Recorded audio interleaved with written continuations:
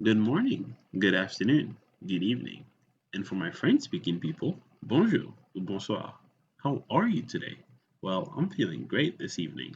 Well, I'm sorry for not uploading as usual, and I've been very busy with school. I apologize. I will try as much as I can during the vacation to be more consistent.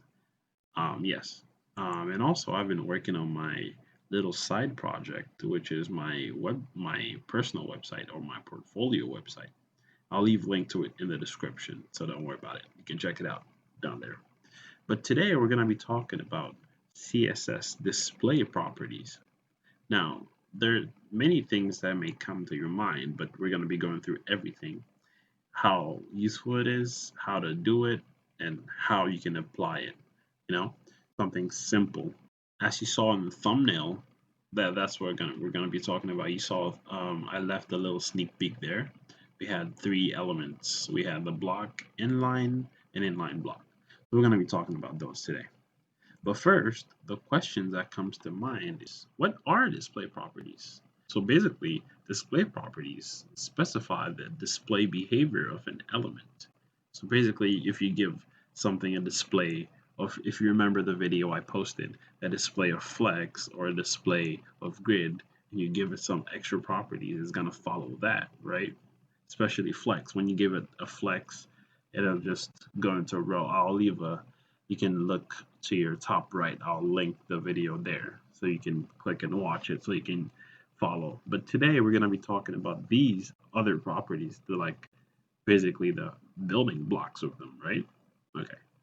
So now the question that beckons to your mind will be, what are those like behaviors, or what are those types of behaviors, right? So that we're going to be talking about today. So we're going to be talking about the block, inline, and inline block. So basically, we're going to be taking them one by one.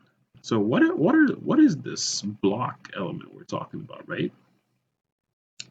So now the block element. This element makes a block element box. What that simply means is they essentially take the whole width of the screen of a web page. Remember, and note that I said width, just width, not the height. It takes the full width of the screen, right? So by default, there are some elements that are like already set to display a block, and then I will be explaining exactly what those are, right? So, um, so those common elements could be paragraphs, like they're very common. Paragraphs, headers, lists, like um,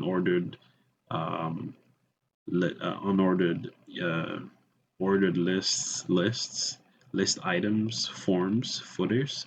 Those are some block elements that we use usually, right? Of course. So now let's jump into code and see how the how what I just said works, right? So we just said that headers and paragraphs are all block elements by default, right? So let's say we give an h1 of hello friends. Boom, we get that. Oh, and by the way, the reason it's literally in the corner is because I gave it some resets, right? So don't worry about that. So then hello friends, and then we have a p tag that says subscribe to my YouTube channel. Oops, YouTube channel. All right, boom, it's right here. So now, what proves that it's a block element? Remember we said it takes the full width of the screen, right? Now, I have a little tool here that can help me figure out whether what I said is true. And then that tool is called pesticide, right?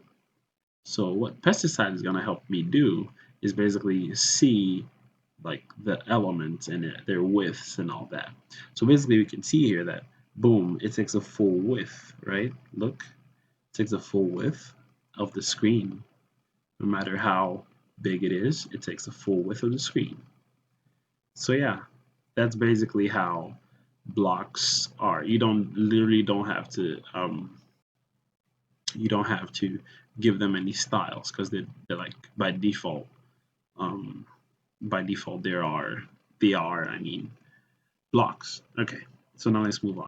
So the next one it'll be inline. So a probable question you have in your mind will be, can you explain what they are? And yes, I can.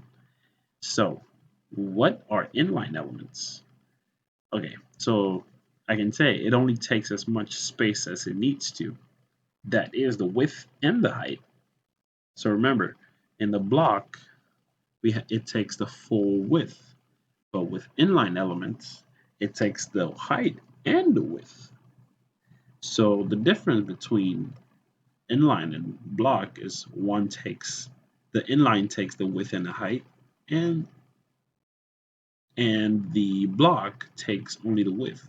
So now the second point here will be they don't generate line breaks.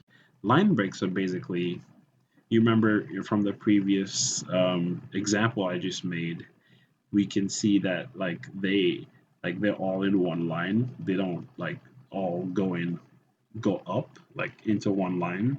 They just boom, like next line, boom, next line, right?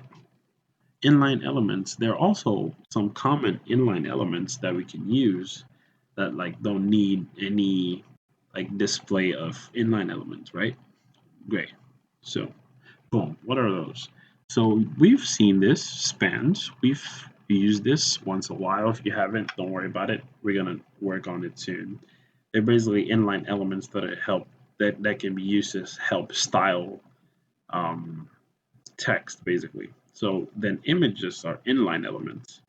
Anchor tags, or maybe if you've seen this, they're basically like link, like if you want to click to something, maybe an anchor link, you click here, boom, and then buttons. So now we're gonna be using the previous so now we're gonna be using the previous example by going here, right? Oh, and also I forgot to mention divs are also block elements. So anyway, so let's say I make my P display inline. You can see here that it like gives a little line break here, you know, boom. You can see it's full width, but it's like it has a line here, right? So now I can also give my H1, whoops, oops, okay. I can just add it here, H1, comma, whoops. See? Now when I give both a display of inline, remember they were all blocks because we said that headers and paragraphs are block elements by default. So then if I change both of their styles, and then give them an inline, they take one line, they take one full width. Because remember, we said inline takes the amount of height and width needed, and then it does not need any extra height, so it just decides to shift everything in one line. Very simple. If you don't understand or if you have any questions, you can leave me that question in the comment section. Don't worry about it. I'll explain it to the best of my abilities. Anyway, so now that's basically it. See, very simple explanation. And then now we're going to be moving on to the inline block, right? So now, what are inline blocks, right? So they basically take the properties of both. So that's why they're called inline block. So they basically get grouped and have properties of both. Very simple. So it basically displays the element inside, but it takes the full width. I forgot to add the height of the screen, depending on what you're doing, right? So now this is where it gets a bit tricky, right? For this, remember they're both like they both have the elements of the both. I mean, inline block has elements of both inline and block. So what happens if I do this inline block? It still stays the same. Now let's figure out another. another good example, right? Remember we said buttons, whoops, buttons are inline elements. So let's make a button real quick. Then we say subscribe and become a hacker. See what I did there? Yeah. So if I take this out, boom. We see that like when I take these out, they become blocks again, even though if you can even see the blues, the highlight or border over the button, right? So the button becomes like this, right? But when I bring it back, boom, they all become one, even though this is like this, right? So let me switch it up a little bit, right? So we remember we said buttons are inline elements. So if I say button display of block, can you guess what will happen when I refresh? Boom, it becomes a block element and takes the full width of wherever it is, right? Boom. That's basically it. Now, so that was just by the way. This was just something quick I wanted to drop in here so we can, because we'll be working on some future projects and you'll need this as a basic understanding, right? So basically that's the whole concept. Very simple, you see. So see, they all become block elements, right? They're all block elements taking their own width and stuff. So basically, the advantages of this is probably you wanna have many, like maybe different elements on one line depending on what you're working on, and then boom, you can just use inline on both properties, and then boom, they're all in one line, like we did earlier for the hello friends subscribe to my YouTube channel, right? Very simple, yeah.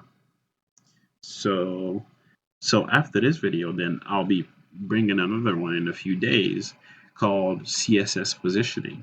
So basically, I'm explaining this so you can have an idea of what we're going to be doing next, because it's like a stepping stone to the next point. So yeah, I just want to say, if you stay tuned and watch the whole video, I appreciate you.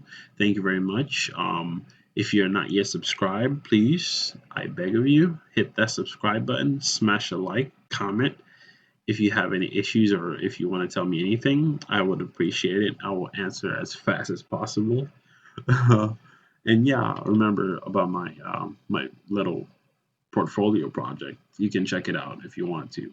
And yeah, have a nice day. Peace.